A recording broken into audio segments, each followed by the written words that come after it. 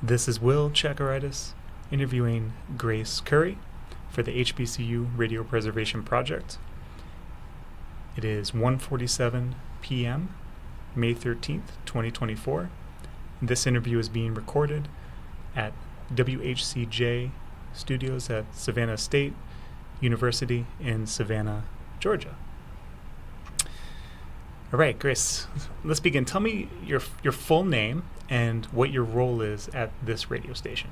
Okay. My full name is Grace Elizabeth Curry, and I am currently the director of WHCJ radio station. That's great. Now I want to take it all the way back to the beginning of your life. Mm-hmm. Tell me when you were born and where, and also a little bit about the people who raised you. Okay, I was born on February 26, 1976. I'm a bicentennial baby. I was born in Savannah, Georgia, in the Mary Telfair Hospital. That's no longer in existence. Currently, it's an apartment building. And I grew up with my mom and her family. So my mom, my grandmother, my mom's mom, my grandfather, my aunt, and my cousins. What's your mom's name? Grace Elizabeth Curry, but now Hewell. So I'm a junior, or the second. Yeah, that's cool. I'm a third. All right, so Savannah, growing up as a child, I imagine many of your impressions come from the 1980s into the 90s. Well, tell me this: how would you describe or characterize Savannah of your youth? I'm not really sure how to characterize it. My youth, I honestly can't complain about anything. I think I had a really good childhood. We were poor, of course, but I don't think I knew that at the time because we lived in this apartment complex. It was pink, and it's still pink now, but my aunt lived upstairs with her son, and my mom and my grandfather were downstairs. And I have very fond memories of being there because there's a historic park called Forsyth Park that we used to go to all the time. So our apartment was right across from that before everything got built up, and it's very expensive down there now. It's like, I'm gonna say between the properties between $500,000 on up to the $1 million mark. There's a lot of Victorian houses down there near Forsyth Park, but I used to go to the park all the time. I do remember this, but my mom told me about it. My grandfather had surgery, so he had a walker, like a trifold walker, and he would walk on it, and it had wheels, and so I would ride on it, and we would go to the park. But yeah, I remember there being a dentist's office next door to our apartment. No, before there was a dentist's office, it was just a plain field that we used to skate and switch skates, bike, and also use skateboards and stuff like that. And was roller skating culture big in Savannah? I would say so, because we had a few skating rings down here. I was not that great at it. I never learned how to skate backwards. Still don't know how to skate backwards, but it was one of the things that we used to do as kids. Yep.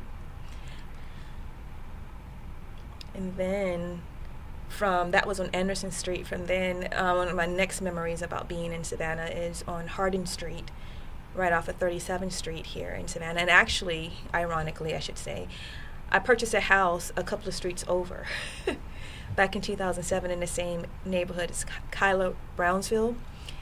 But that's where I have a good bit of my memories in that particular house. My grandmother lived in one part, and my aunt lived in the upstairs, so it was a duplex.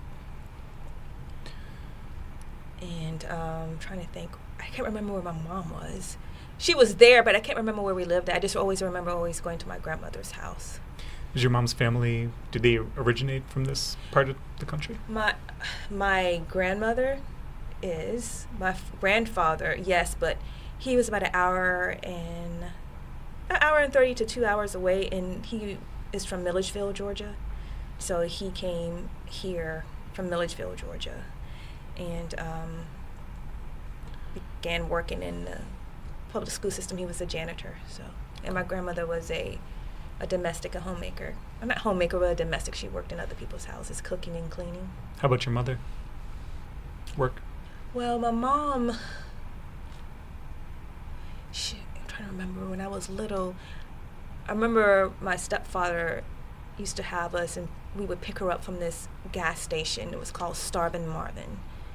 And then she used to work at Church's Chicken as well. That's when I was very, very little. But then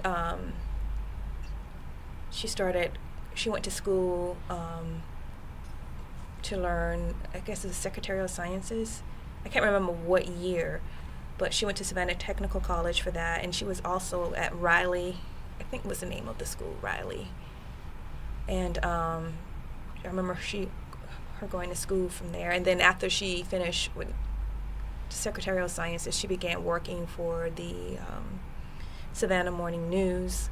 Oh. And then she left because she was typing the obituaries, and then from there she went to the Board of Education, I believe, and she was the secretary there, and she worked with the lunch. Every year you have to fill out the lunch form application, so she would be the one that would process that.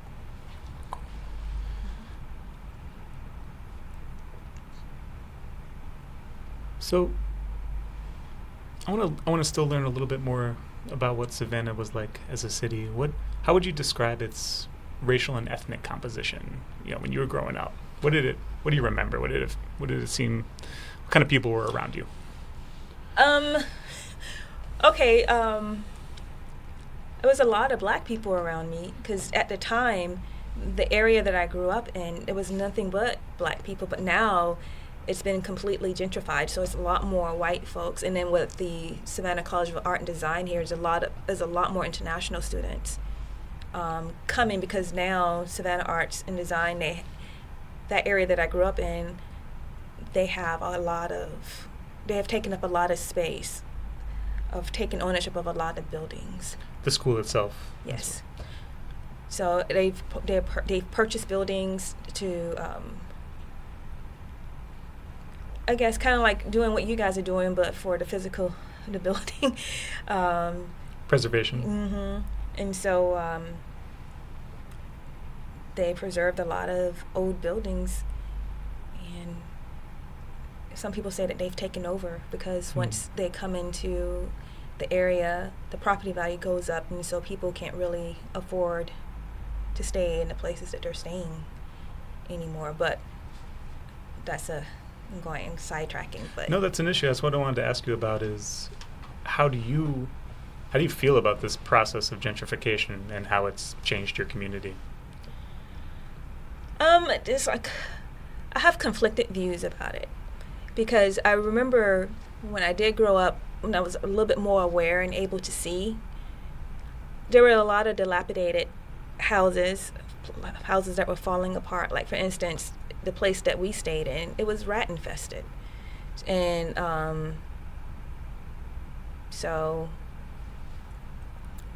and the owners of the property weren't really doing a lot to keep it up. So at that point, I wish that people would have done more to keep up with their properties. But at the same time, this is where the conflict comes in, because I'm not quite sure how to feel, because then when people don't keep up the property value of the area goes down. When the property value of the area goes down, well, it's most likely because people are not financially able to do a lot of things. And when you're not financially able to do things, you can't keep the property up. And then it's just like a downward spiral of crime and all of these other things. And so a lot of those neighborhoods that I was in, those abandoned houses, became crack houses or cocaine houses. I remember clearly the house that we were at on Hardin Street, that the house next to us was a drug house. And so whenever the police would come by, they would like throw their little packets on our porch. And I remember my mom going over to those guys and telling them, whatever you do is your business, but don't throw your stuff on my porch because I have kids here and I don't want to be implicated in anything that would cause me to get locked up. So I remember her talking to people about that. But even with that, I still don't remember my childhood being bad, because even like those were like some of the young, I guess we call stupid drug dealers, but there was also drug dealers there that had it's funny to say, a sense of respect and pride for people. And so a lot of them would look out for us growing up. And my grandmother, I'm not sure if you ever heard of this word, a term called thrill. Yeah. So you know what that is? Explain it for me. A thrill is basically, simplest way, if you have Kool-Aid and it's sweet, you put it in a cup and you put a little stick in it and you would freeze it in the freezer, and she would sell those. Popsicles, kind of. Not necessarily. Well, it would be in a cup, but it was a little stick that you would swirl around in it and you would put it in the freezer and it would freeze. So she started selling those, I think, for like 25 cents. For a regular cup, and a jumbo thrill would be 50 cents, and the jumbo thrills were always pineapple thrills, and it would be pineapple juice, whatever secret sauce she had created with real pineapples at the bottom of it. So I say that to say that the drug dealers used to come to my grandmother's house to purchase thrills, and they would make sure that no one would act crazy around her or anything like that. Now this is like opening a lot of memory gates.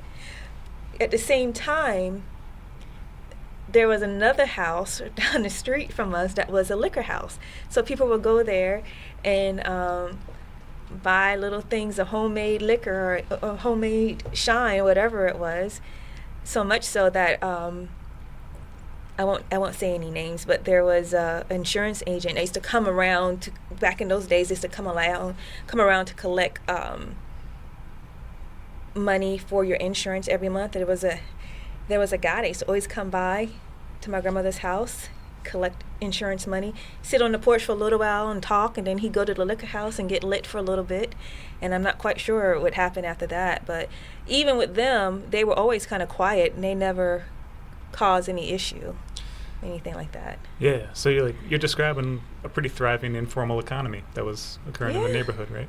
Yeah. So now I'm curious, what was the relationship with law enforcement? Was there any sort of toleration of that economy, or was it like, hey, as long as no particularly violent crimes are occurring, we'll kind of allow this to happen? How did it work? See, back then, I don't remember there being violent crime, like shootings and things like that. It was always drug-related crimes. I don't remember a lot of shooting. I don't remember a large police presence unless they were looking for someone specific. I think during this time there was a guy that they were looking for. I think it's Ricky Givens or something like that, because he was involved with a lot of shootings and stuff like that. I think that's the correct way. I think that's the correct name. I don't want to say the wrong name, but that's okay. That's one of the first memories I remember having about the search for that person. Yeah, about something violent that had happened. But most of it was just like really drug-related stuff. Did you feel safe growing up? That's a catch-22 type of word. I felt safe in my neighborhood as far as being able to walk down the street as a human, but safe as a woman is different. You know what I mean? So, talk about that difference. Oh, gosh. So, this is all developmental stuff, but as a young girl, I developed very, very early. So, and it was always older men approaching me. So, like by age 13, I was already like a C cup walking in the street. So that in that way, I didn't feel so safe as people approaching me, because it would always be people older than me or older men approaching me, not realizing how young I was. Not because my face didn't look like it was young. I guess developmentally, my body looked older, I guess. Yeah. So in that way, I didn't always feel safe because I always hated to go to the corner store by myself because I knew that someone was going to say something to me. Calls. So it made me feel very self-conscious growing up. So, but other than just being a human being, thinking that someone's going to shoot me, no. But being a young girl walking, I didn't necessarily feel safe in that way. Yeah. And okay, so if you did in that way, if you felt unsafe, who could you turn to? Did you feel like you had places to turn? My mom and my grandmother. I mean, my grandmother was she was a very don't mess around, don't play around type person. She actually owned a gun. And she used to always tell me, which would make me feel, safe and comfortable. She's like, if anybody ever does anything to you, just let me know. She's like, I would gladly shoot them and sit in jail with a big old smile on my face. So that made me feel confident and comfortable that if something were to happen, I had someone that I can talk to, tell that to. So, where do you think she was a protector? Where do you think she got that instinct from? I honestly think it was because my grandmother never really played around with people, even back when she was a young person. I can't remember what year she was born, maybe in the 30s or whatever. But even when she was a young person, downtown Savannah on River Street, there used to be a trolley that used to go down there. And I think she told me about a time when a white guy tried to make her move from out her seat so that he can take the seat, and she told him no. Wow. And she didn't care. And there was another instance where my mom would tell me, as well as my grandmother, that when she worked as a domestic, she worked for a judge or something like that, I can't remember, and he was quite racist. But my grandmother was an awesome cook, and she cleaned well, and so nobody cooks like her. And like to this day, I miss her potato salad. But anyway, the man said something to my grandmother and made her angry, so she packed up her bags and left. And my mom told me that he came to the house begging her to come back. So my grandmother just never really played around with anyone. And I think a lot of that has to do with her, this is just me speculating, her being a young black woman that grew up in a time that she grew up in. And she knew about a lot of stuff that was happening in the country to black women. So. And she was firm about her boundaries. Yes. And it seemed to work out for her when she needed to set those boundaries and establish them. She was very short, too. So I was taller than her, but yeah. What was her name? Eloise Curry.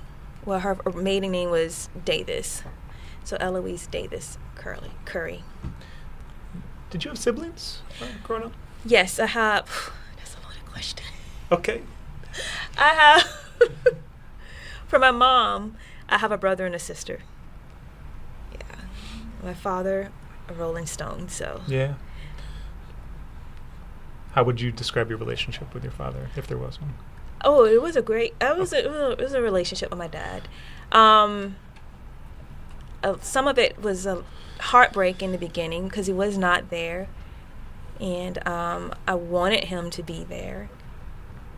Or there would be sometimes disappointments where he said he would come and then he did not show up and stuff like that. So it took me until I was older to really develop a relation. Not necessarily develop a relationship, but I had to change my mindset. I had to accept that he was the father that I had, and that was it. It was nothing more I could do to change him. And then he was not even a bad person. I think that he was just young and he got caught up in whatever it was that he was caught up in. And I think it took me, like I said, until I got older, kind of like understand that as you're an adult, sometimes you get yourself into situations and you don't even know how you got there, and you don't know how to get yourself out of those situations. And so, I think that he and I had a really great relationship because I accepted him for who he was, and I respected him and everything like that too. He passed away in June of 2018, but yeah, I think I had a great relationship with him once I was able to come to terms with my relationship with him. But if I ever needed anything, he was always there. Like he helped me buy my first car, which was a 1975 Plymouth Scamp. It's like a Dodge Dart.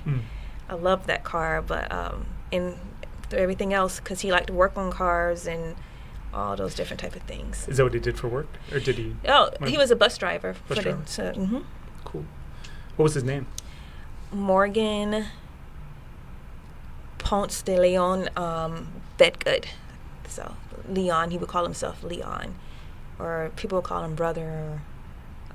So he had a lot of nicknames, Slick, too. Right. So, but Morgan Bedgood. Was his family from the area as well? I don't think they were necessarily from here. My grandfather on his side, or my grandmother. I don't want to misspeak because I'm not quite sure where they are from. I would have to ask my aunt. But they've been here for a long time because my grandfather and my father was in the military. Do you know which branch? I think my father was in the Air Force. I can't remember about my grandfather. Was he in the Air Force during the Vietnam era? Or would it have been? My father, it would have had to have been, but I don't think he really saw combat. Yeah. So tell me, was the radio on in the house when you were growing up? Was there music around? Always music. The first song I remember hearing was "Ring My Bell" by Anita Ward. Mm-hmm. I clearly remember my cousin and I used to, back in the day when the vacuum cleaners had these long tubes, we would sing it, each end of the tube singing that song. So I always remember music being around. I love it. Yeah. What else? Tell me more of the music that you remember as a kid. A lot of, I'm going to call it old school, but when I say old school, I'm talking about the 50s and 60s music, because that's where my mom was. My mom was born in 53, so she was like a child growing up in the 50s and the 60s. Motown, I remember that. I also remember Cab Calloway and stuff like that. My mom had a diverse music listenership, I guess. She loved all kinds of music, and I remember when we were younger, she used to take us to the Forsyth Park where they would have the jazz festivals, and so we would go to the jazz festivals and things. So I remember listening to jazz. Is that still an ongoing festival? Mm-hmm. It still is. And so I remember Kenny Rogers, Dolly Parton, Crystal Gale, Smokey Robinson, Marvin Gaye. It's like a whole bunch of Aerosmith. It's like a whole bunch of different It's a good stuff. time. Mm-hmm. Good time for music. Yeah. Where did you go to school in the area? And feel free to name some of the schools. The first school that I remember going to when I was in kindergarten was 37th Street Elementary School, which is no longer in existence. That building's been bought by SCAD, so as a building for them. So I went there for kindergarten. And then first grade, I went to Riley Elementary School, which is no longer a school. It's now an apartment complex. Not purchased by SCAD, though. So then I remember going to Florence Street School when I was in 5th grade. Wait a minute. I went to White Bluff Elementary after Riley. And then up to 4th grade, and then I went to Florence Street Elementary School for 5th grade, which is no longer in existence. It's now an apartment complex as well, Florence. And then from there, went to Bartlett Middle School. Went there from 6th grade until 7th grade.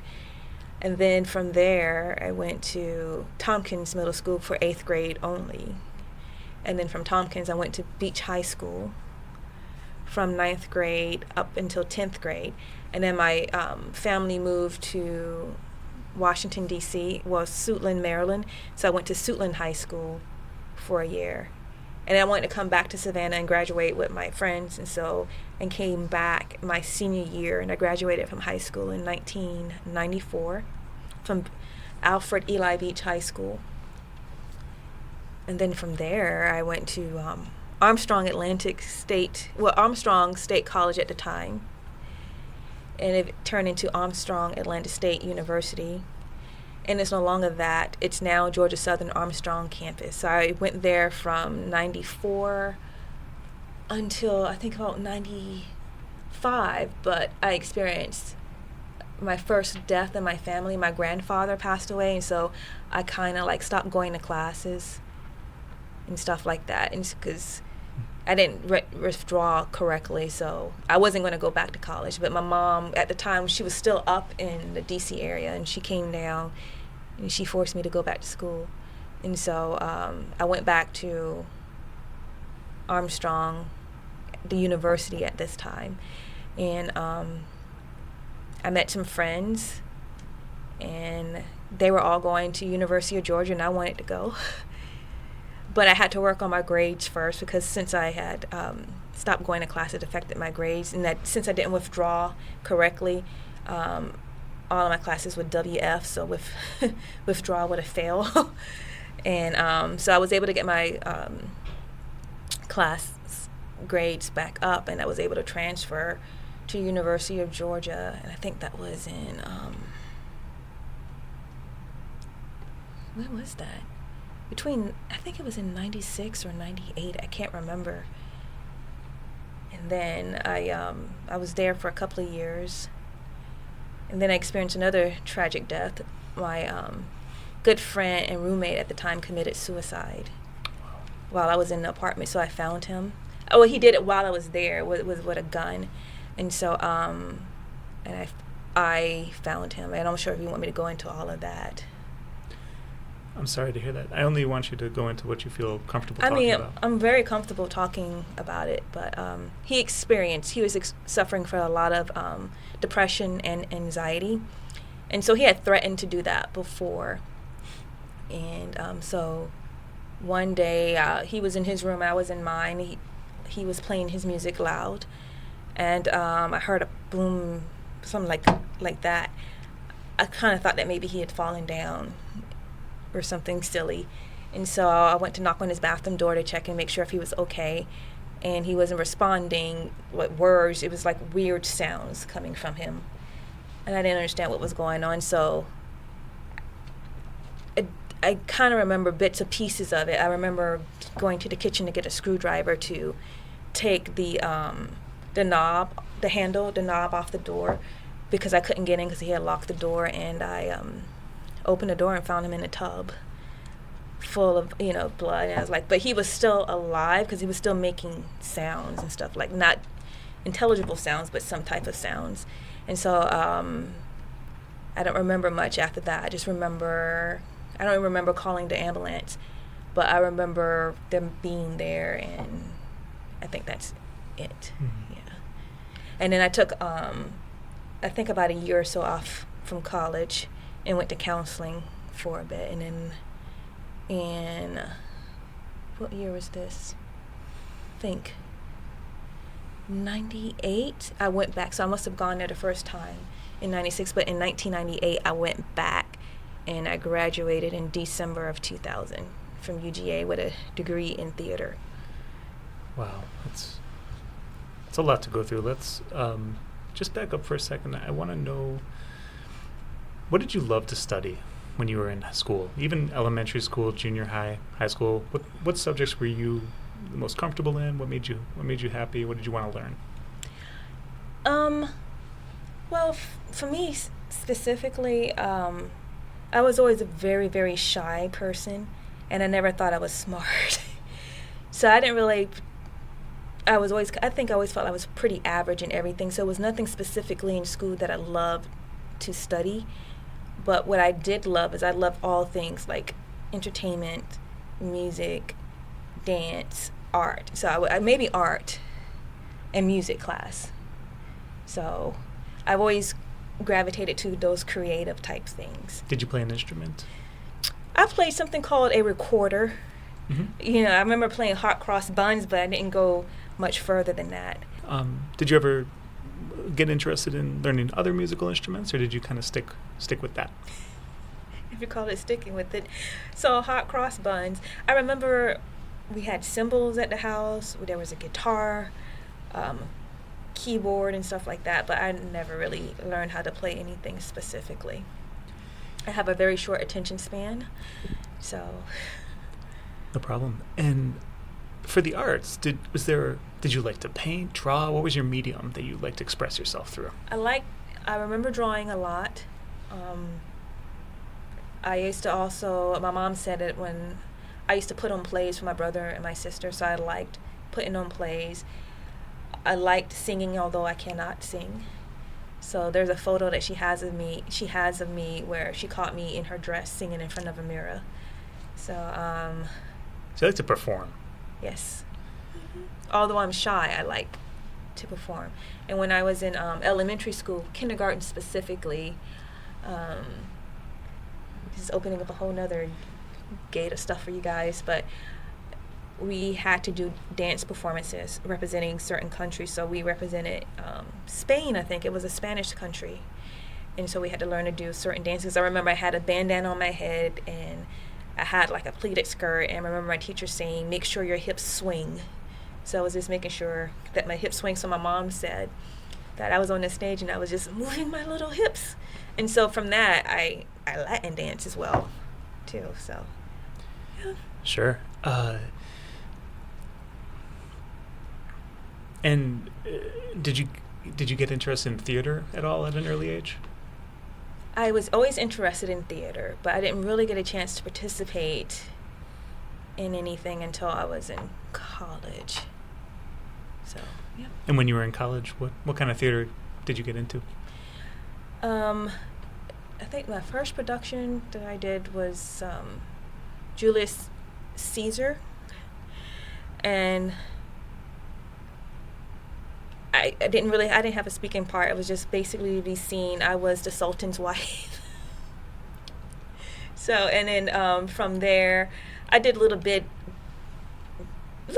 things for students that were graduating for their class. So I played a voodoo princess in one. It was kind of like a dinner theater that we traveled and did that just locally. And then there was something else. One person wanted me to be in a production. I can't remember what it was for. You said you're a shy person, but when you're performing, it's really different, you know. Describe what it feels like inside when that's happening. So, there are nerves. It's like a nervous energy, but it's a good nervous energy that I really don't know how to explain it. It's a very nervous energy that feels good when you're on the stage performing. But afterwards, I'm shy. And I read that there's a lot of actors are that way. Yeah, kind of, sure. But is it like an endorphin rush kind of? Maybe it is. Maybe it's kind of like that.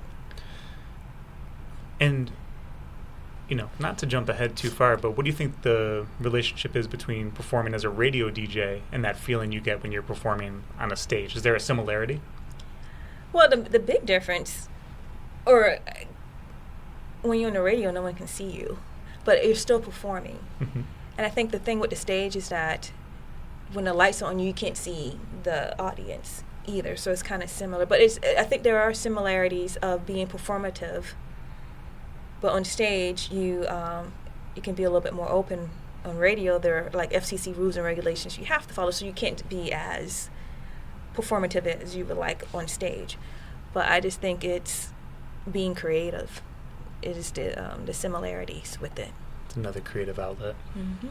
Freedom to it. Okay. Now, was radio a part of your college experience in any way? No. As a matter of fact, I remember seeing signs looking for volunteer people to be on the radio in college. And I always wanted to do it, but I never did.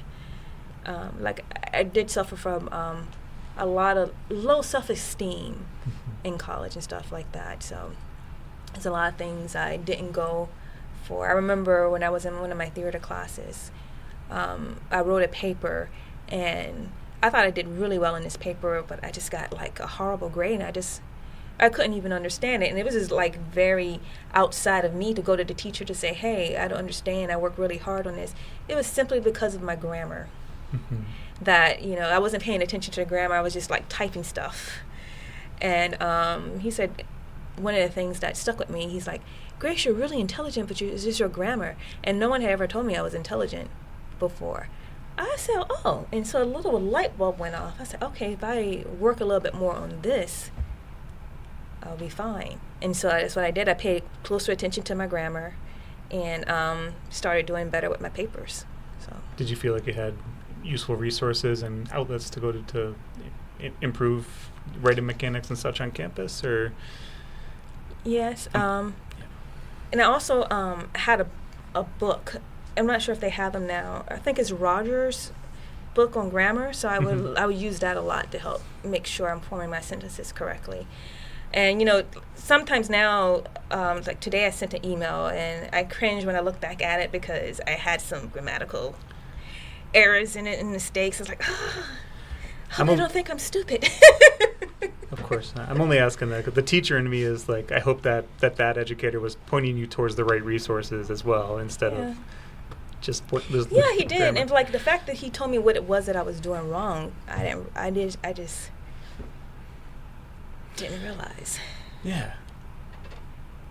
So tell me more about the college experience. What was the social life like on campus? Did you participate in Greek life in any way? What was how would you describe your community? Okay. Before I transferred to UGA, it wasn't really a true to form college experience because I would take the city bus to college and come home. So I wasn't staying on the dorms or anything like that. But I did meet some really cool friends. And one of the friends that I met is one that I spoke of earlier that committed suicide. But he and another friend, he and she were going to UGA, and that's the reason why I wanted to go. Because once they left, I kind of like felt like in no man's land, kind of like alone. And so when I went to UGA, after the passing of my friend, going back to UGA, it's when I started to experience a real college experience. I lived in the dorms. I did not have a roommate at the time, but I was going out. When I was going to classes, I was meeting a whole lot of different people. I was going to, it was what I was doing back then. I was going to a lot more Latin dance parties and stuff like that. Yeah. So I was always going to those type of house parties and things. And so did you take any classes for Latin dance, or was it all just was it informal at parties? And it was just informal. You know, you just go out there and you dance and have fun. Yeah. But then I started taking it a little bit more seriously. And I did take some classes eventually. But culturally, it's all African in a sense because it's all polyrhythmic, and Latin music. The type I was dancing, like salsa, merengue, and bachatas, they all stem from African countries during like the slave trade when people were imported from Africa to these and deposited into these different places. They brought some of their culture with them, but it all has African roots, and so I always felt like a connection with the music and the rhythms of it. So I always felt familiar. So thank you. Yeah, that opens up a whole new set of questions now.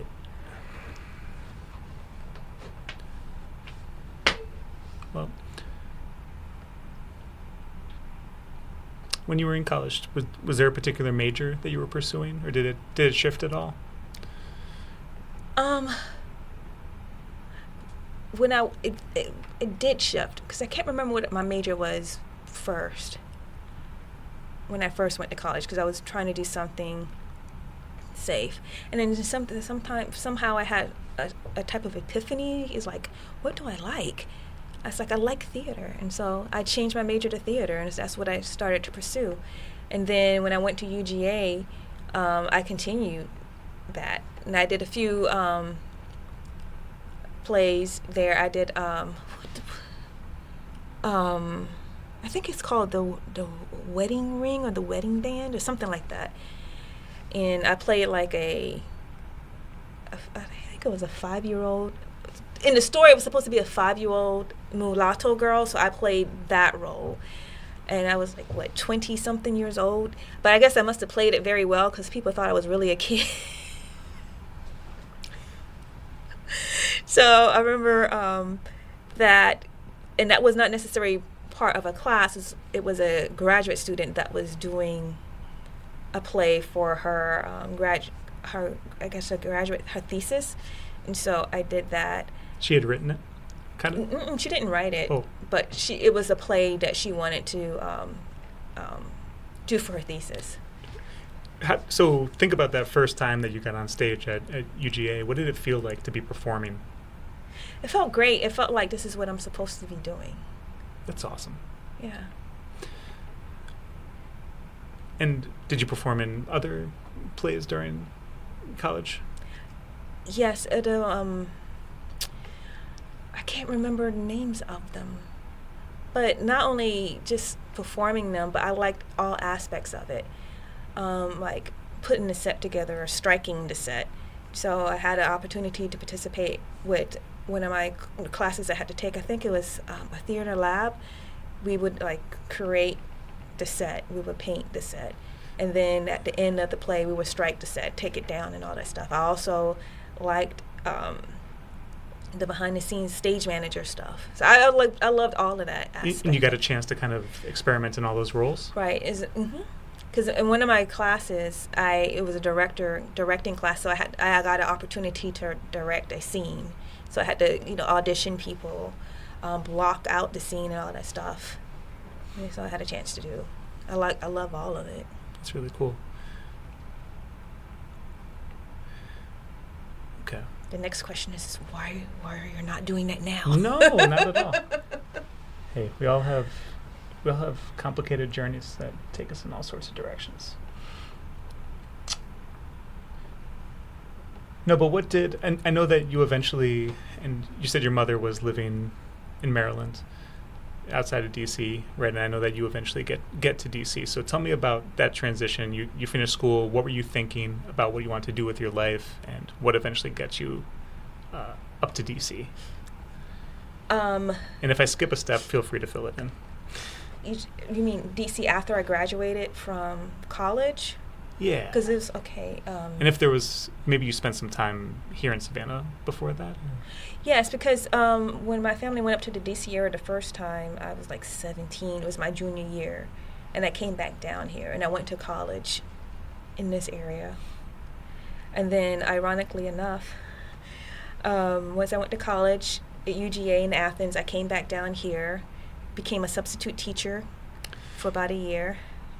Actually, sorry, pause there quick, because you said Athens, and I forgot to ask you. Tell me what the difference was when you were in Athens, Georgia, a college town, versus Savannah. What felt different about those two places? It was a lot of young people in Athens. In Savannah, it was always kind of like an older city. People will always leave Savannah. Well, younger people will always leave Savannah because there's not really a lot of opportunities. And because what would happen is that when people would get jobs, it would be either at the city of Savannah, Channel County, the Board of Education, I think or one of the universities. People would get in those jobs and they would stay in those jobs. So it would be hard to have other opportunities back then. Were you conscious of that back then? Did you aspire to leave Savannah, to do something different? I always wanted to leave Savannah, always. The few places that I wanted to go to were Miami, New York, and LA, of course.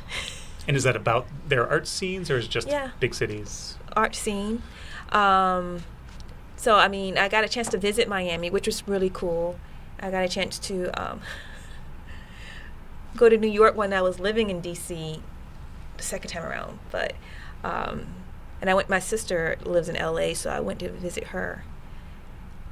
But if I could do everything that I need to do based in Savannah, I would do that, because I think Savannah is awesome. But the difference between Savannah and Athens is that one was a college town. It was a lot more younger people. One was kind of with older people in it. But they're kind of similar as far as the look. The downtown area is very similar because Athens is about 4 hours away from here. But, yeah, it was just more college students up there. Okay. Okay, you were explaining after graduation what you were thinking about and doing. Okay. I was still trying to figure it out. I still wanted to be this big time actress. Not necessarily to be famous, but to, I guess, feed my soul with it.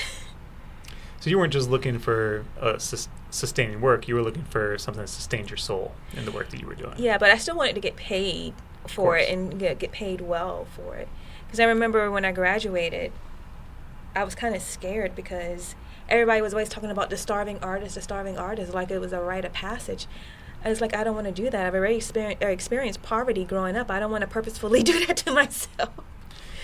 So. Did you feel like when you were acting with other students, did you see folks who shared similar life stories or circumstances? Did they get you, and did you find that you had peers who you could connect with in that way?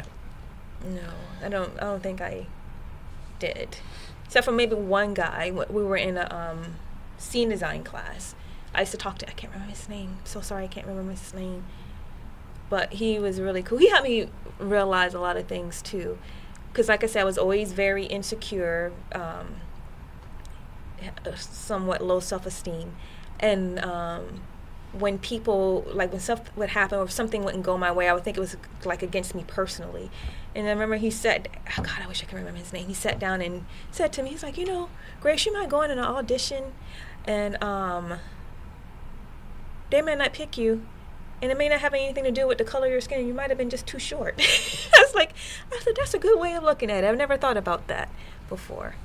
So, but he helped me put a lot of different things in perspective. But other than that, not a lot of people. Because I remember in my apartment, they were auditioning people for The Crucible. And what I was noticing is that there were not a lot of plays that included people of color, specifically black people. And the only ones that they would always do, or the typical ones that they would always do, is A Raisin in the Sun. And people get tired of that. So I remember I was talking to one student. He was saying, well, people, they have The Crucible out and no one is applying for Tchakirides. I said, because she's a slave. No one wants to play a slave. He's like, well, it shouldn't matter what the role is. There's no role too small. I said, but you're not black. You don't understand what that feels like. The only roles that you see are these type of roles you get tired of. And that's the reason why people are not auditioning for them. So in those ways, I didn't feel seen. And then I remember there was another play that we had to read in class called Suburbia. Mm-hmm. It was a play that I really, really just could not identify with. It was about a bunch of white kids in the suburban area. And if I can remember correctly, their angst was that they didn't have angst. And so they were trying to figure out, it was like rebellion out of sake for not having rebellion, if that makes sense.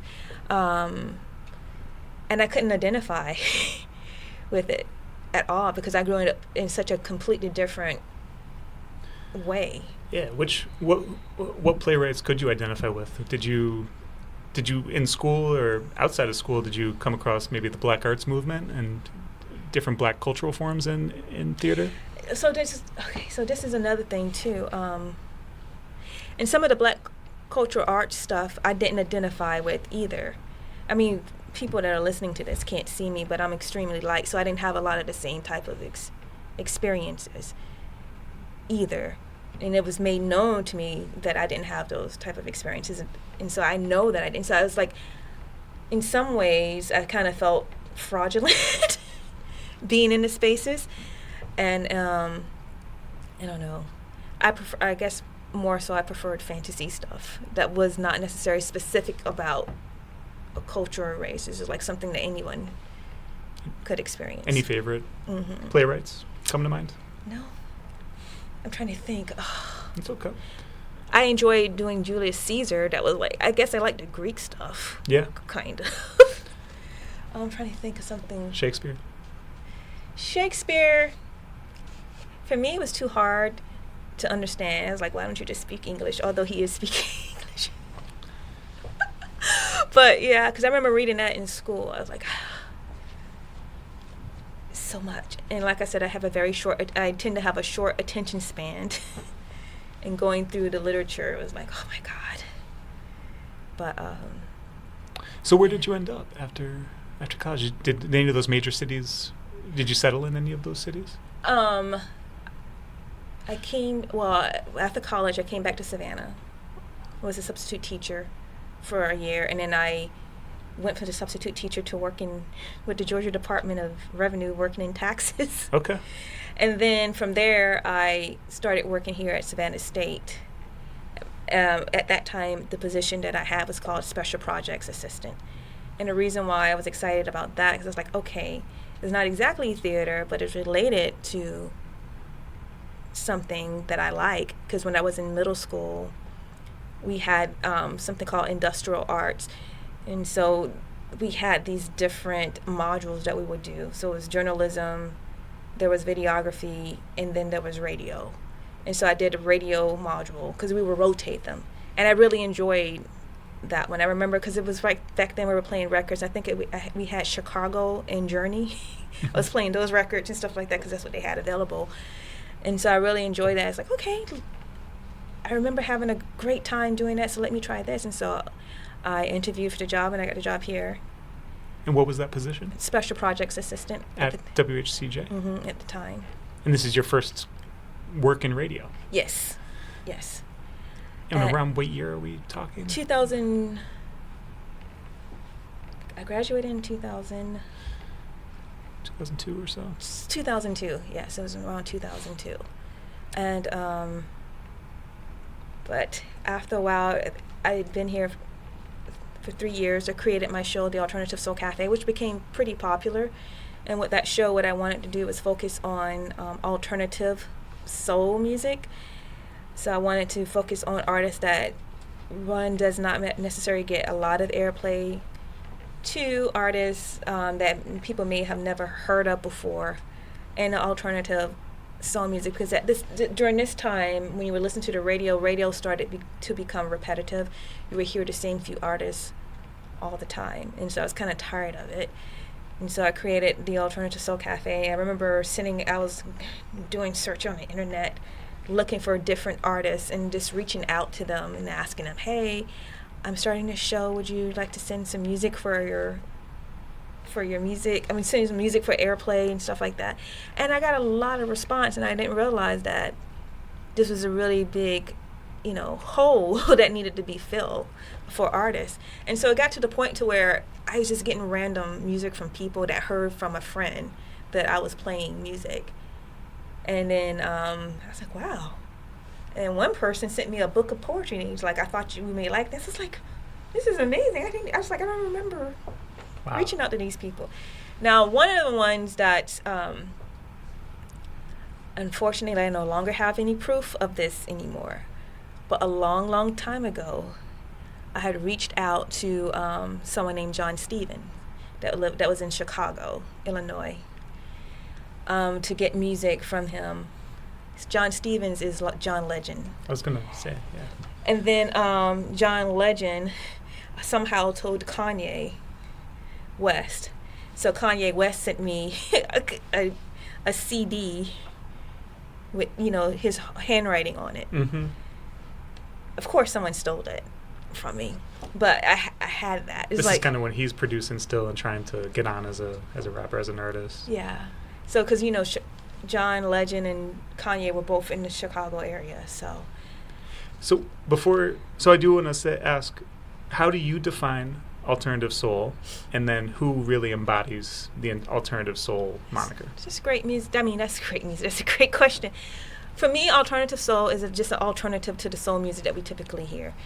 For it would be kind of like who you would think it would be, like Jill Scott, Erykah Badu. But then there's also this person from out of Ireland, Laura Isabor, who's also great. There is Alice Smith, who's great. So not just neo soul, but bringing in world music as well. That might it has soul to me. I have music that's sung in Arabic in a soulful way. I would also play conscious, thought-provoking hip-hop music. I used to also play spoken word, conscious spoken word, something that makes you feel good, nothing that would make that that's derogatory or anything. That helps you have hope, I guess. So yeah. Who are some of the hip hop artists that you like to play? KRS-One, Talib Kweli, Mos Def, The Roots, Common.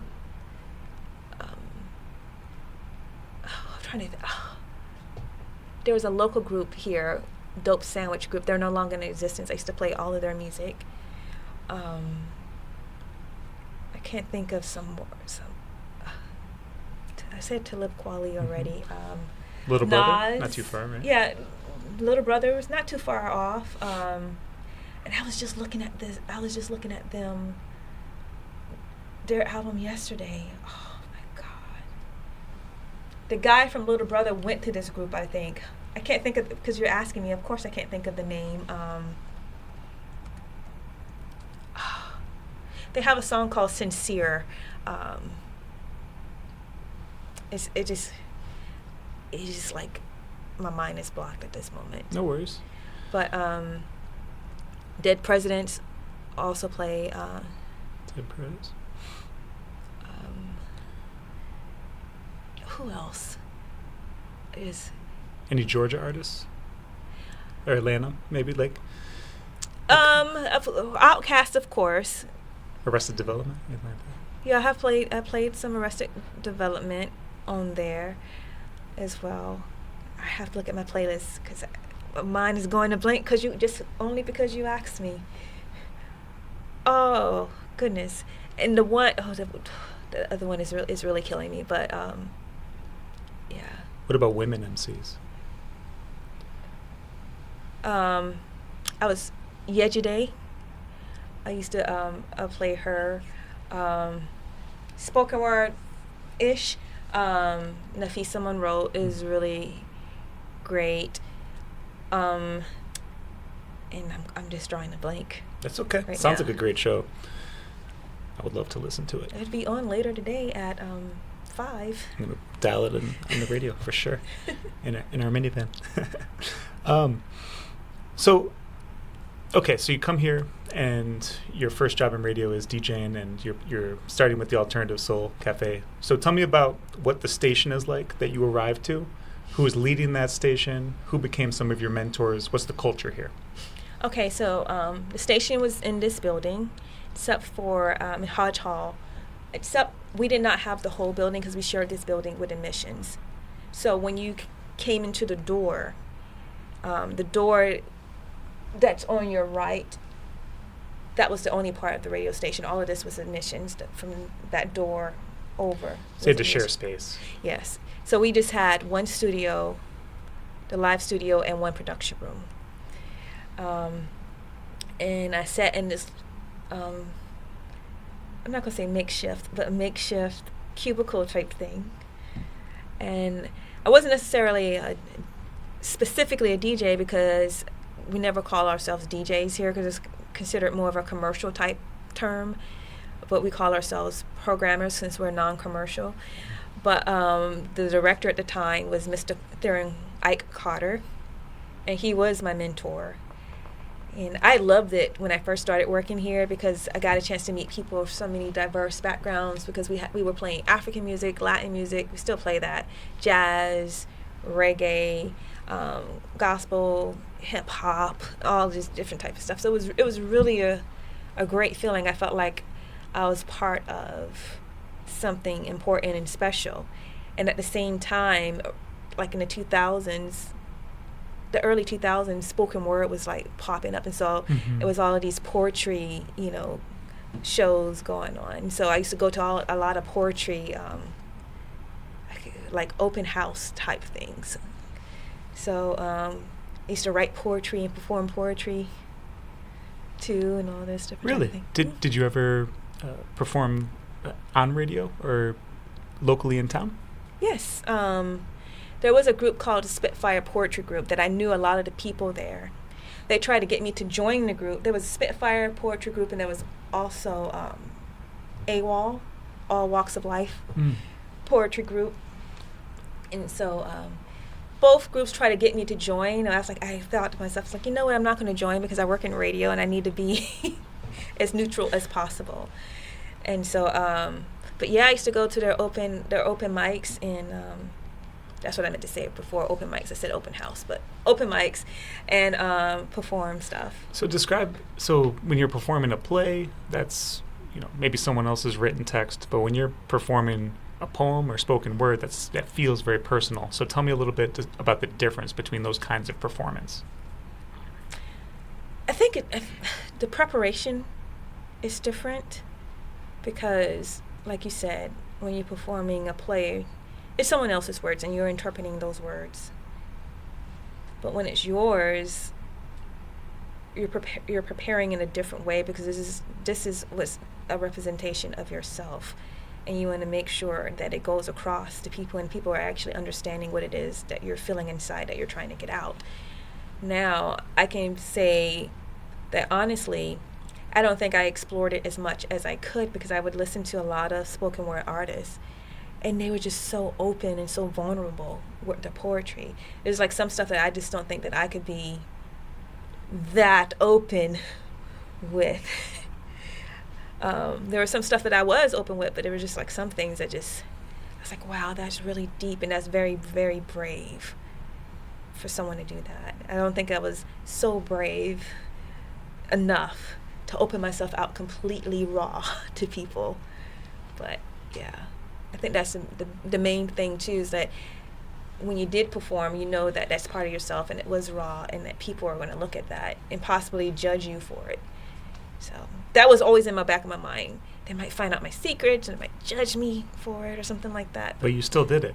I still did it to an extent. Yeah, I still did it. So you described the format of the show that you programmed. Was there also public affairs radio or social commentary radio? Describe to me, sort of outside of music, what the focus of this station was, if there was. Yes, we used to have a program called Black Earth Watch, which was a program that focused on environmental issues or environmental justice for Black communities.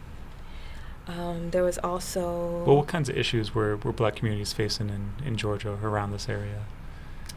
It's always about gentrification. Most recently, because I don't want to say anything incorrect, the weeping time, that was a big issue not too long ago. About, I think it was about construction happening over possible former enslaved people graves and things like that. So it was always about that. And there's always issues with, there's a particular area around here that the people are suffering from pollution.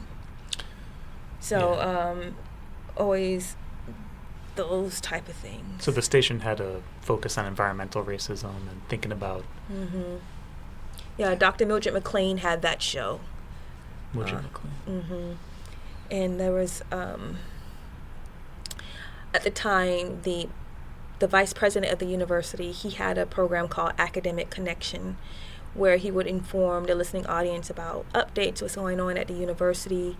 He would also interview different, academics, people from academia about various topics and subjects, or he would just interview people about different type of community, issues.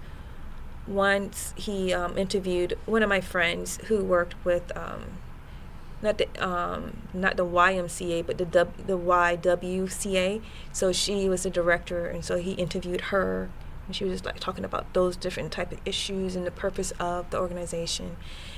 And then a little bit later, we had a program called Rap Session, where it would be Mr. Carter, myself, another person, Charles Singleton, and Frank Caponte. and there was another person as well. I think it was someone else named Sharif. I can't remember his last name, but Sharif. And originally it started off with us it was kind of like a music discussion group where we would bring in music and then we would discuss the music. But then as time went on, we started pulling in like what was happening in the news. I'm not sure if you remember Jenna 6. Mm-hmm. So I was just doing, I don't remember how I came about this. I was just doing some research on this. I was like, wait a minute, what is going on? And so I talked to Mr. Carter about this. It's like, Mr. Carter, have you heard about this? Do you know? And so we did a whole show on Jenna 6 to the point to where I was looking at our local newspapers and I didn't see anything. So I was writing the newspapers like, hey, I don't see you guys reporting on this. So, I mean, and it started getting, I'm not going to say political, but it started getting a lot more serious. We were focused on those different type of issues. So, that's really important, right? Because you're identifying a gap in the local news media, Mm-hmm. and here's this station, WHCJ, is providing a forum to talk about this issue impacting Black people in particular. Jenna 6, the case of the Black teenagers in Jenna, Louisiana, who were convicted in 2006. There was a beating that took place of one of the protesters by white students at the Jenna. Yeah, and it was high like school. what I think it all started because of a rope noose. Right. Yeah. So yeah. Yeah. So that's really that's great to hear. Do you remember any other particular social issues or anything else going on in that early 2000s period? I mean, 9/11 also occurred not too long before that. Was there any impact on the university community here? I think that was in 2001, 9/11. I wasn't working here at that time. Any residual effects? Not that I remember, but I know for a fact before I got here, but you're talking specifically on the radio station, but before Or campus-wide, town? Before I got to campus, I worked at the Georgia Department of Revenue, and I remember someone coming in seeing one of the twin towers was bombed. I'm like, what? I thought they were just like crazy and just saying something exaggerated. And so someone got a TV and we were all in the office looking at the TV and watching all of a sudden the building started to collapse. So, yeah. You remember watching it? Because I remember we came in, we didn't really believe it because it was an early morning. I can't remember what day the actual day where the week it was, but I remember it must have been a Monday or between a Monday and a Wednesday. I can't remember specifically. 9/11, 2001, what day that actually was. But I remember I don't want to say Tuesday. Yeah. I think it was in the beginning of the week. And so I remember us watching that and just being in shock. I'm not sure specifically how the campus dealt with that. And I guess one aspect of why I'm asking that is, I think as a country, the security became all of a sudden an overriding concern. You know what? I think you're right, because something happened a lot, like after that, while I was here. I can't remember specifically what happened. Oh, I remember. I think security had heightened, not only on campus, but locally, because I remember Hunter Army Air Force Base is here locally, and I remember I used to go to gym or aerobics classes there, cardio classes on base, and I remember it becoming more and more, hard, and the process to get onto base was so much harder than what it used to be. Before, people would just you would show your ID, they wave you on, but then it became all these multiple steps to getting onto base.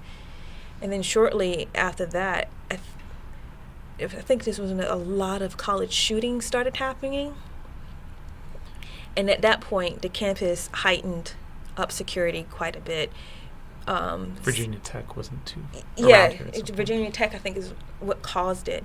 So the university system, I think, decided to heighten up security because of what was happening on the college campuses around the world at the time. And so, like when you came in, you saw all of these black bars up. It wasn't always like that. It was a little bit more open. And the campus started checking IDs specifically, and they started writing out passes and wanting to know people's purpose on campus at the time.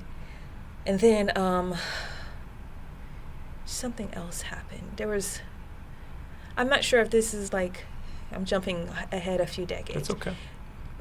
When Trump was president, there were I think there were some HBCUs that were experiencing death threats or bomb threats at the time, and so it became heightened again on campus, just being... Can you tell me a little bit more about that time? When Trump became president? Describe the issue of the bomb threats. It was like HBCUs all of a sudden were like experiencing bomb threats because of racism coming from below the surface, on top of the surface, and into the air, kind of like the COVID virus. And so all campuses was kind of like heightened, particularly HBCU campuses were particularly heightened. And so what happened on campus is that there was just one way on and one way off the campus. So they wouldn't, like some of these gates, they did not have open because they only wanted people to have one way in and one way out so they can keep track of whoever was coming onto the campus. And is there internal communications among HBCUs that's taking place where they're kind of describing the threat? I think probably higher up, it was happening. But you read it in the newspaper. How did you feel? I was praying that, being in the South, that no one would do something like that to us on this campus. And then I don't think we've ever really, removed a lot of those precautions because some of the gates are still closed. And you still have to go through security.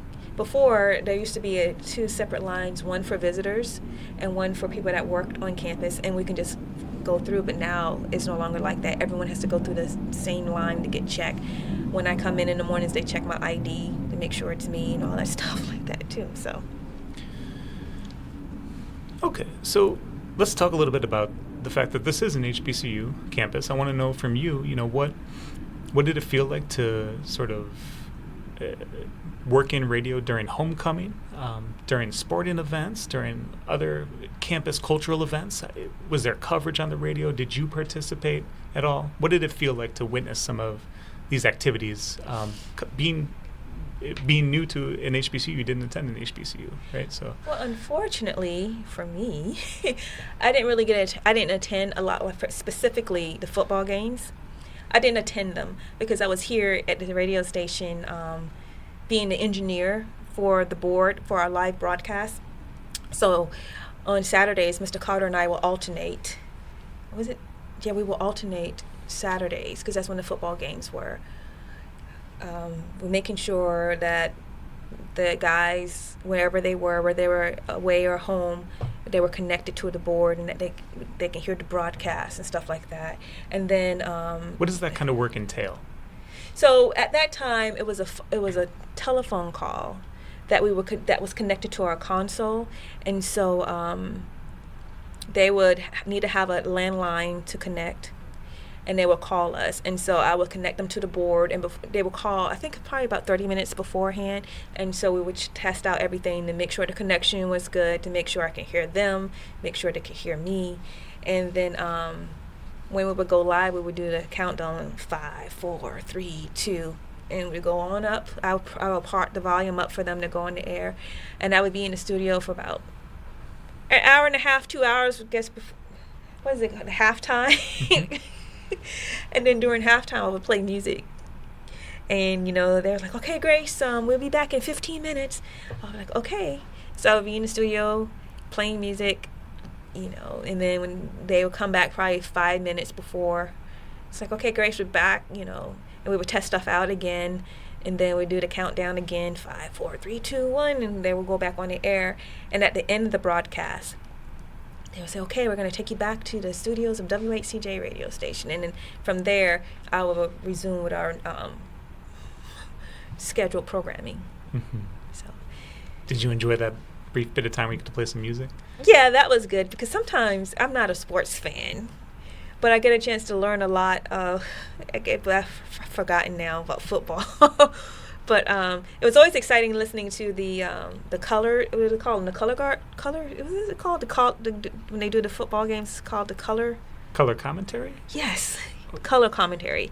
Yeah, listening to that. See, I tell you, I'm not that great with sports. Well, I didn't know if you meant the color guard. I didn't know which aspect of football. But what is the color guard? But I didn't know if it was the folks who hold the flag when you're doing the national anthem and whatnot. I was about to say color guard, but it's the color commentary On the broadcast. Yeah. And then listening to the anchors as someone's getting ready to make a touchdown and how excited they were. Sounds like it was a big production. It really was. In the area. It really was. And so people would always call because they knew that we were during the fall we would play the football games. And so people would always would tune in for the football games. It was high ratings time for the station. Tell me about homecoming. What sticks out about that time in the calendar? Believe it or not, I never really did anything for homecoming. Particularly unless it was because the football game was there, so I would be here doing the game for homecoming. But on campus as a whole, what's the mood? It's a buzz. Particularly at that time, it was always, you see alumni from different eras coming on the campus in the orange and blue, and parking was horrible. Getting onto campus was horrible. I remember one time I was trying to get on the campus and I had a reserved space, same reserved space. And what would happen is the university would hire outside, security and stuff like that. And so the guy wasn't going to let me come onto the campus. And I'm here to, do the football broadcast. And now park in my reserved space because I think during homecoming, those reserved spaces don't mean anything. And so the guy wasn't going to let me come on. I said, perfectly fine. I was like, I'm supposed to do the football broadcast, but I'll just go back home. And so he's like, wait a minute. You're doing the football broadcast? I was like, yeah. So he finally let me come on to campus. So it was always, I remember it was always crazy. So during the homecoming games, they would have multiple gates open to help with the flow of traffic. And so I would never go to the top of campus because that's where everyone was at, because that's where the stadium is. So I would always come through this back gate and get my parking. I would come in a little bit early because it never failed. Something would always go wrong. Something wasn't connected. Something they did on their end. It's always something, so I would always come early. And then it got to the point to where I was starting to feel a little bit burnt out because I was working 7 days a week because I had my show on Sundays that I would do live, and I would be here on Saturdays. So I talked to because at that time I can't remember if I was the special project assistant or the assistant director. I talked to Mr. Carter and said, can we train someone from athletics to come here and do that because I'm getting a little bit tired. I need some water. So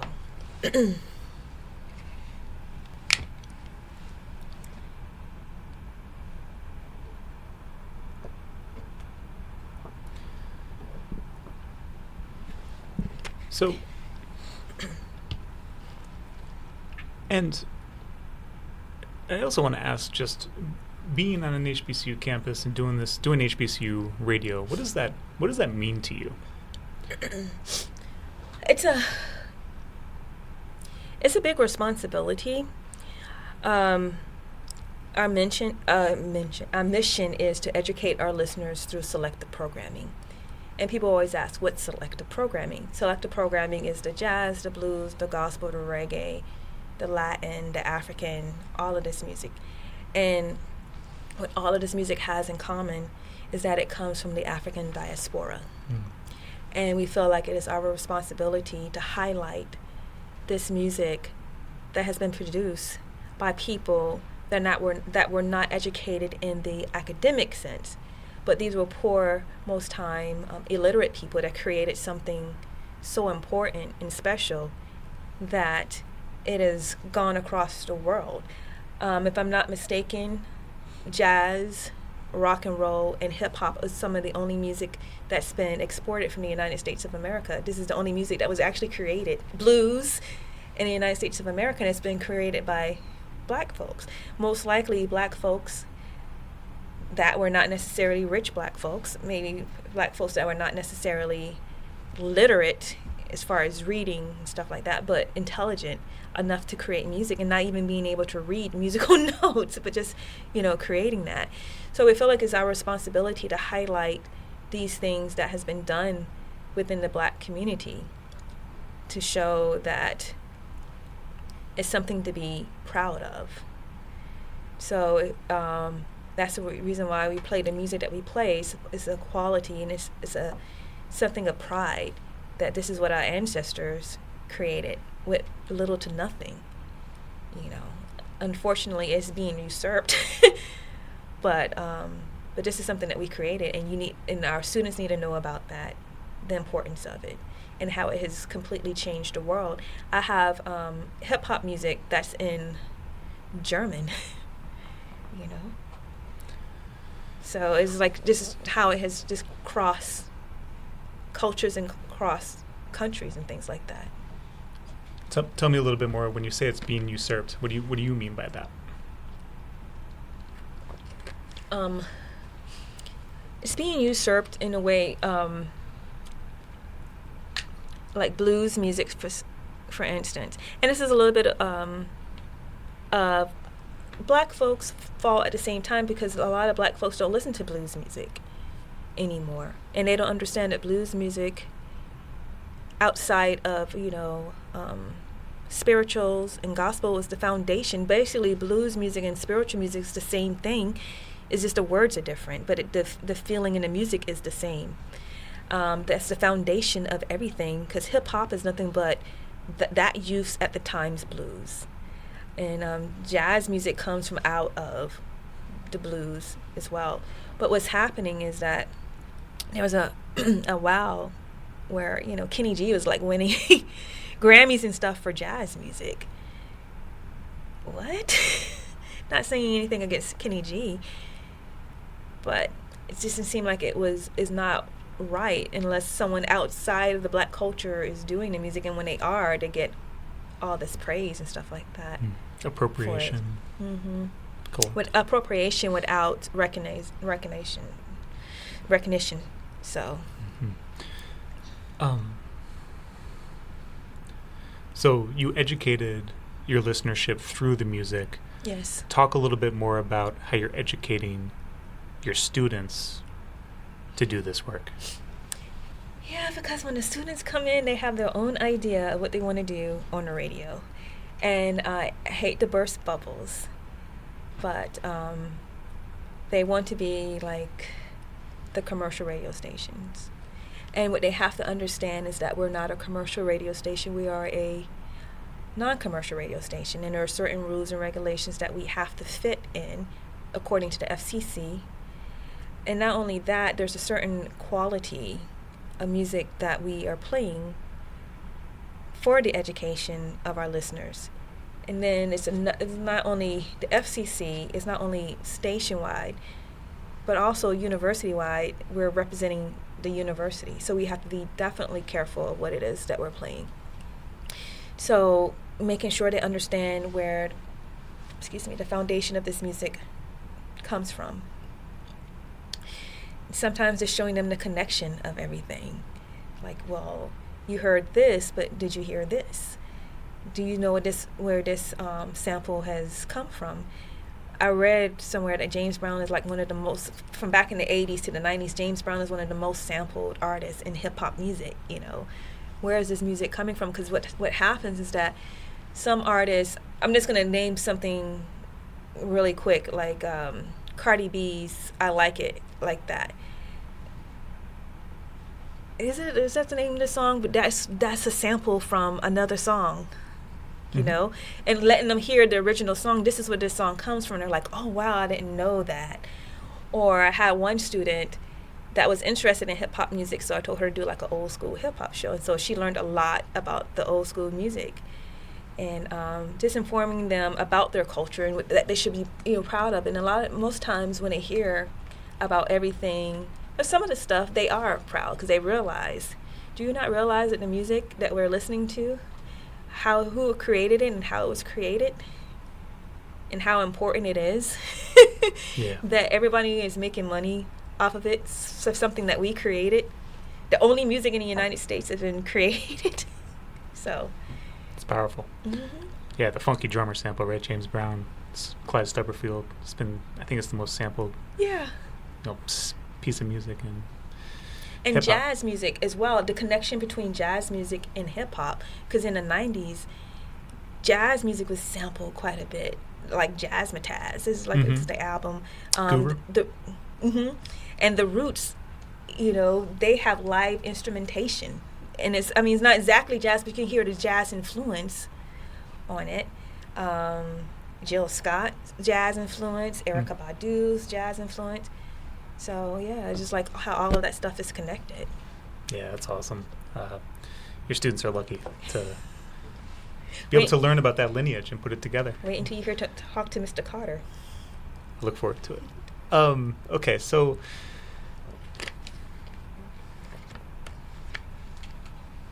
that's good. That leads me into ask, just given your experience, you know, doing HBCU radio, what pieces of wisdom do you wish to pass on to that younger generation that's learning to do this work? For specifically,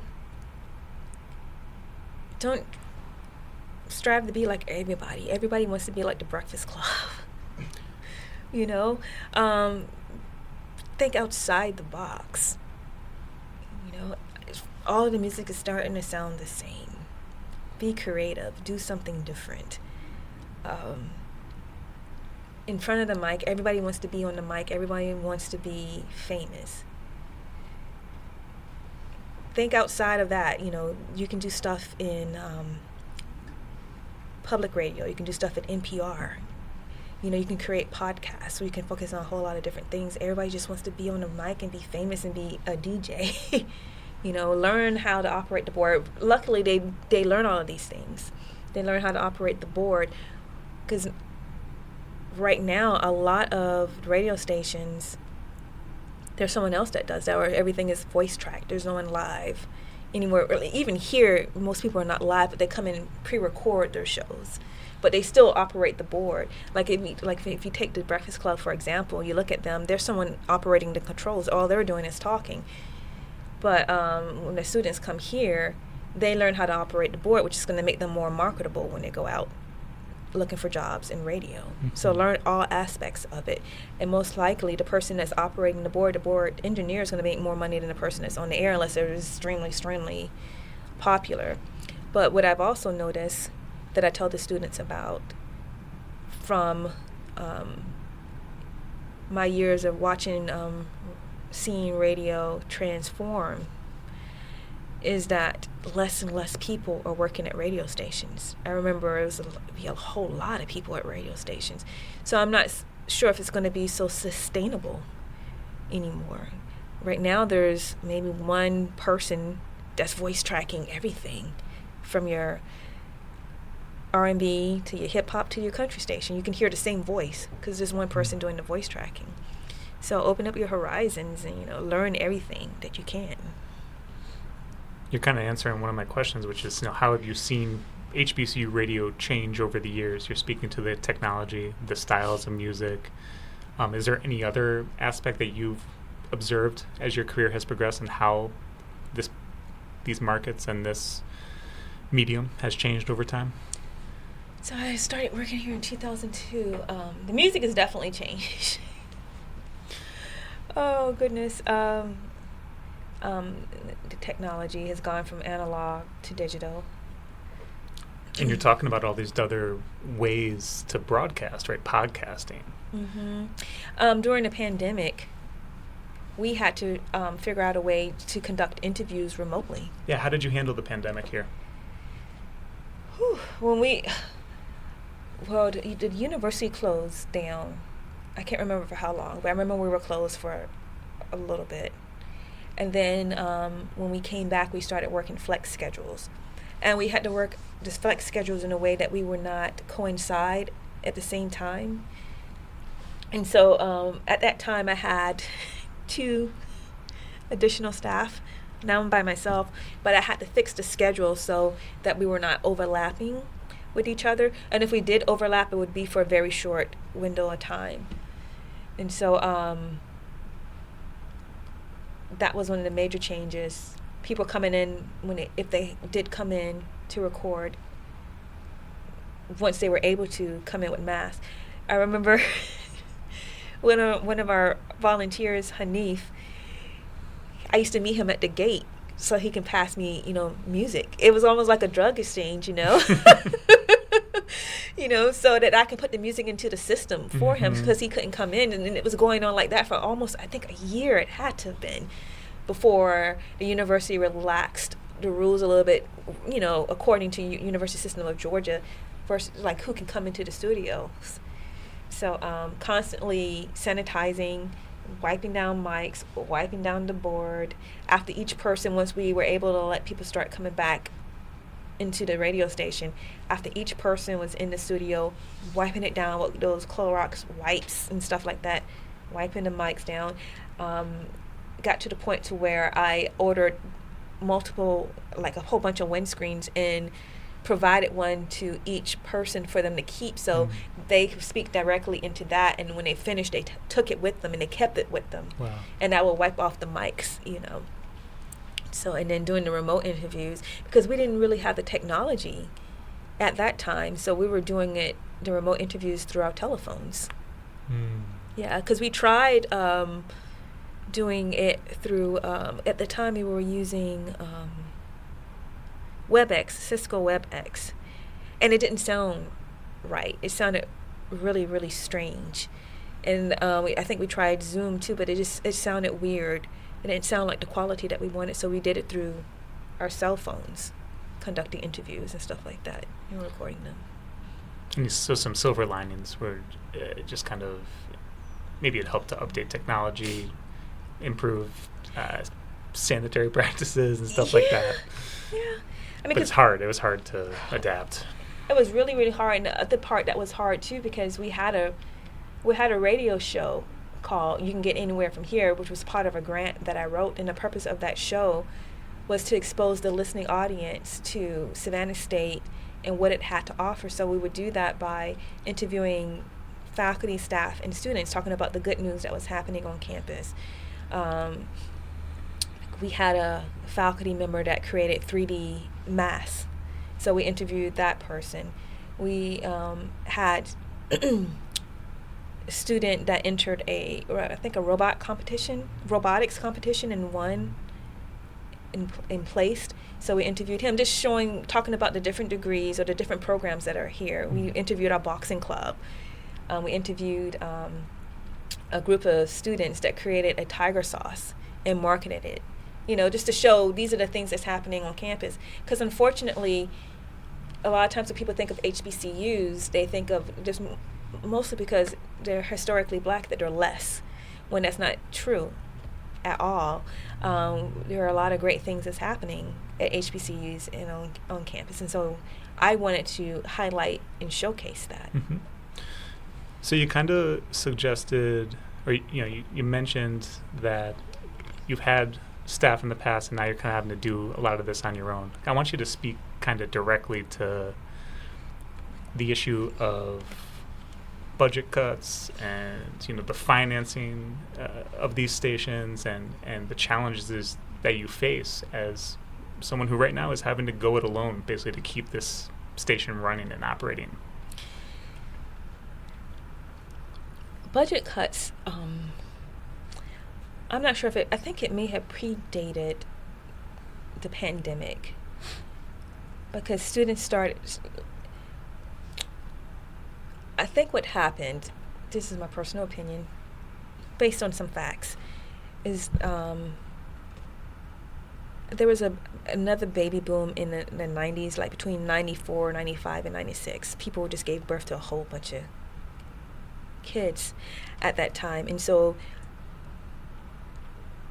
like, 2012, 2013 is when it was an influx of students, because there was more of them at that time. And so it was like a great boom. And all of a sudden it was like budget cuts, because I remember I specifically had to cut out something that I really did not want to cut out, but it was a want, not necessarily a necessity, when we were talking about our booming listenership. So I was able to get reporting of what our listenership looked like, and so I had to let that go because we couldn't afford to keep it. So I remember strategically going through our budget and cutting out things that was not a necessity, something we may have wanted that may have been an enhancement, but not what we needed. So I got down to the bare minimum of what it was that I needed, which was being able to pay licensing fees, having our engineer, which is our FCC requirement, having some associations that would help us in a time that something may have happened, with radio. So having somewhat of a budget for equipment and equipment repair, which never really balanced out because radio station equipment is extremely expensive. So remember doing that cut. And this is like, let me backtrack a little bit.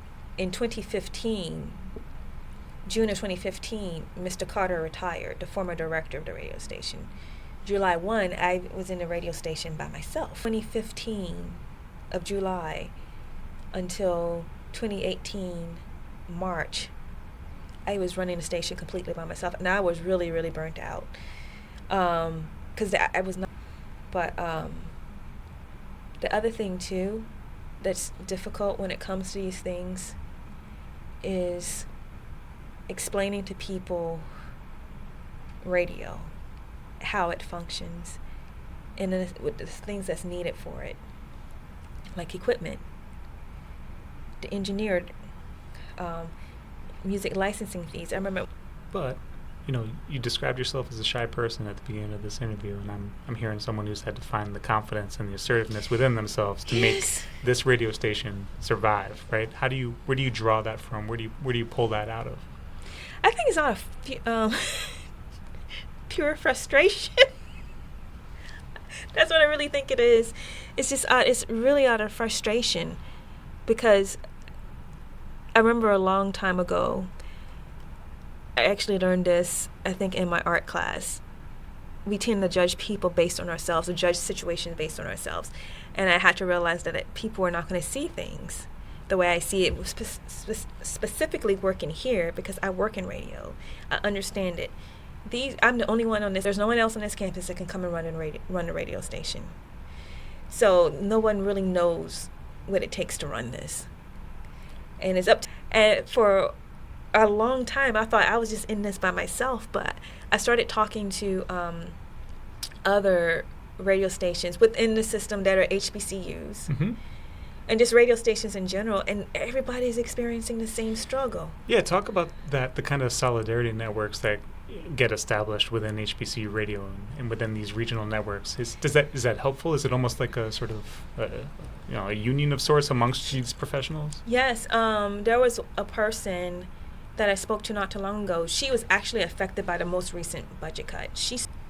Yeah, it's a conundrum, right? Because on the one hand, you've got this superpower. You know how radio works. You're well aware of its utility and how it can help educate and teach and enrich the lives of the communities that these stations serve. And at the same time, it's not valued appropriately by administrators. They don't understand it. And over again, you're communicating the importance of this institution. Yeah. So I empathize with the feeling of frustration. And I think that also that radio stations are just like underused. These staff, and all of a sudden want a whole bunch of marketing stuff, because where do you have the time? Because for instance, at the radio station, and not just doing radio. I'm responsible for my department's budget.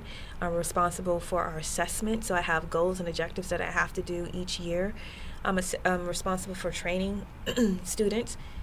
I'm responsible for training volunteers. I'm also responsible for programming music, scheduling the programs every week. It's like I calculated, it's 168 hours of programming a week that I either record, upload, and schedule. That's a lot. Yeah. And making sure that it plays at the time it's supposed to play. I'm also responsible for the listening audience, making sure that they have a, good listening experience as well. I'm also representing the university, making sure that we're not playing anything across the air that may cause us to lose our license or cause the university to have a fine or anything like that. Making sure that students are properly prepared whenever they leave the university and go into radio. Yeah, it's a great deal of responsibility. So I know I want to be conscious of the time here. This move us towards the end, but you did briefly live in D.C., am I correct? Yeah, I did. Tell me what that experience was about, and where you lived in D.C. and what you were doing there. I was having a freak out.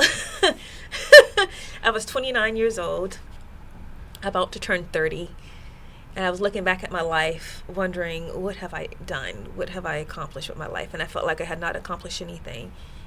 I didn't have my master's degree, I didn't have a house, and I had not pursued my passion, which is theater. So I went to DC, just to do it and get away, because at the time I felt kind of stagnant where I was at. This is not being paid what I was worth. And so I moved. And I, for a little bit of time, I didn't have a job. But I was able to stay with my godmother's daughter. And eventually I started working at a theater company, a Hispanic theater company called Gala Hispanic Theater Company. And I started to pursue theater. I auditioned for a role, and I got the role. Unfortunately, I swear, it seems like every time I try to pursue my passion, something always happens that deters it.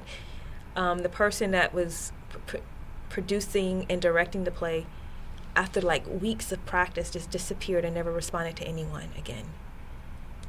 It was weird. So it never took off. Nothing ever happened. So, and at this time, I was getting a little bit more frustrated, because by this time, I'm getting closer and closer to 30, still having that angst about it. And then I decided, if I come back, because at the time Mr. Carter was the director, and he kept asking me to come back. And the vice president at the time, Dr. Joseph Silver, would ask me to come back too. And I was like, no, I don't want to come back. But then I had to start thinking about it strategically. If I come back to Savannah State, I can go ahead and get my master's degree for free. And it'll be easier for me to purchase a house in Savannah, because it's a lot cheaper. So I came back, I think, August of 2006. So I left and went up there in September or August of 2005. So I was up there for a year. But while I was in D.C., it was amazing, because just about all of the artists that I played on my radio show, I got a chance to see them in concert, which was great. And the concert tickets were so cheap. It was like a venue called the Black Cat that I used to always go to. It's a good one. Yeah, I loved it there. Yeah, that's my favorite club in D.C. Yeah. Saw so many great artists. And so that was great. And I enjoyed the creative energy of D.C. It was always something to do. I love going to Eastern Market and just walking around and watching people, and purchase a few little art pieces. I can't remember the lady's name right now, but she created her art pieces out of like plastic bags and just like found stuff. And I always admired it. I used to buy all these really cool bracelets that was made out of leather at the time. But I had a really great time. I met some interesting people. One person I met was Ralston Smith, who was a videographer. So at the time that I met him, he was in the middle of creating a video for this artist that I used to play regularly on my show called Eric Roberson. And I remember I went to the Eric Roberson concert, and they were doing the filming there. And so at the end of the concert, Ralston stopped me and asked me if I would be interviewed for the concert. And I needed to sign a, or lease, of course. And I did. And after that, he had my information, and we started talking and became good friends. And we would be going to concerts all the time. And I helped him get the chance to interview Alice Smith, which is really, really cool. It was just really cool to be around those creative people. Not only creative people, but people that were hustlers in the best sense possible, hustling to do what they love, hustling to, for their businesses and things like that. And I think it inspired me and made me a hustler, because I started doing a lot of little side things, like trying to do that play. And then there was an online magazine and stuff like that I participated in. I was like, even when I came back from DC, I participated in this online magazine where you would do interviews with artists. It's called This is Real Music was the name of it. thisisrealmusic.com. And so I got a chance to interview a lot of different artists, like oh my God, Ladybug Mecca. I got a chance to interview her. That was so awesome. Digable Planets. Yes, yeah. But she was doing her solo thing.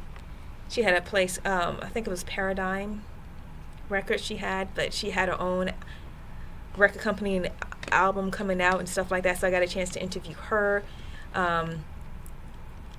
Not through This Is Real Music, but I got a chance to interview Andre 3000 when Idlewild was coming out and stuff like that. So, how cool. There was a lot of great things. Awesome. Okay, so I'll move us towards the end here. Now, what do you think about the fact that the HBCU Preservation Project is documenting the history of HBCU radio? What does it mean to you that we're doing this work? I think it's very, very important, and not to be a pessimist, but I'm realistic too, because who knows how much longer these radio stations are going to be in existence. And people need to know that these stations were here. I think it's very, very, very important, because I keep thinking of if it comes to a point to where something happens in the future and everything is destroyed except for we have audio, this is going to be here, so people will know that this is what happened at this radio station. Or if someone needs it for research, they can obtain this information from whatever they're listening to. So I think it's very, very important. I think history is extremely important, and to be able to preserve it is not only important. I know I've said that word a lot, but it's necessary. I think it's necessary, and I'm very happy that you guys are doing it. And I hope that my small contribution benefits whoever listens to it in the future. Definitely will. We didn't get much of a chance to talk about sort of your personal life. Did you ever look to establish a family or get married or anything like that? Try to give space to that if you wish to talk about it. Of course, you always have aspirations. Yes, I mean, I was never quite sure about kids. Mm-hmm. Only because I'm the oldest of my mom's kids, and so I've been, ever since I can remember, I've been a babysitter, raising, I'm not going to say raising, but, my brother and my sister, my cousin's kids and stuff like that. So I was always pretty good with that. But I think I'm a really cool aunt, so I have my nephew. People have nicknamed him my nephew son. So it's kind of like I have a kid even though I don't, because he's still expensive. You guys are close. Yeah. My mom tells me all the time, he's like, well, he calls me Anna Grace. So he's like, I'll just call my Anna Grace because she loves me, type of stuff. So I enjoy being the cool aunt. And also kids are very, very expensive. So I didn't know how expensive they would be at this point. But if I had kids, they would have been grown by now. But, yeah. You said nicknames. We didn't even mention your programming name. What was your programming name? Oh, I thought you were going to ask me my family nickname. But my programming name is Lady Grace. And people always ask me, how did that name come about? It's not that in-depth. It is just like, my name is Grace, and I'm a lady. So I put the two together, and it became Lady Grace. And it stuck because I didn't realize how it would stick, because people started calling me Lady Grace for real. You know, like even the president of the university at the time, they were like, hey, Lady Grace. I'm like, that's amazing. the power of radio. Yeah. Is there anything that we've left out of this conversation that you really want to get on the record and make sure people know about you and your work? I've been here for in total 21 years. If I include the 3 years that I was here before I left and came back. And I've seen a lot. I honestly didn't think I would be here that long. But I've seen a lot. And I'm really proud of a lot of the things that I have been able to accomplish. What are you most proud of? I'm most proud of my contribution of updating the technology for the radio station. Because Mr. Carter, he updated the music, right? And so I wanted to make sure that I had something to contribute. I was also, after Mr. Carter retired, a lot of his music he would do himself. So it was two of us at that time. And it was his music. And so when I was working here by myself, it got very overwhelming to constantly try to put in all of those programs, which was his programs. It was easier because he was actually here doing it. So I had to figure out another way of getting programming in, because he had so many programs at the time. So I implemented the National African American Public Radio Consortium, which has helped supplement the program, which has made my life a bit easier. Because Mr. Carr, there have been times I would stay up until really late, midnight, to make sure I put some programming in so we wouldn't go off the air. Now with the scheduler, the programs are set, the skeleton is there, and I just plug stuff in. So I was happy. I'm very happy about that. But the one thing that I wanted to do that I have not accomplished yet is create a recording studio here at the radio station. The recording studio was for first the students, because we had a lot of students on campus at the time that were artists, so that they can record their own music here at the radio station. It wouldn't be a charge for them. But I also wanted to use it as a tool for funding for the radio station, so that we can charge people that wanted to use the recording studio to record songs, charge them, so that we can have some funds coming in to the station. But that hasn't happened yet. Well, it's great to, you're not done yet. You still have dreams and aspirations of making this station something even bigger, right, and better service. Anything else that we've missed? I don't think so. All right. Well, it's been an absolute pleasure, Grace, to interview you, and we're so grateful that your story is a part of this project. Thank you. All right. Thank you so much. Have a great day.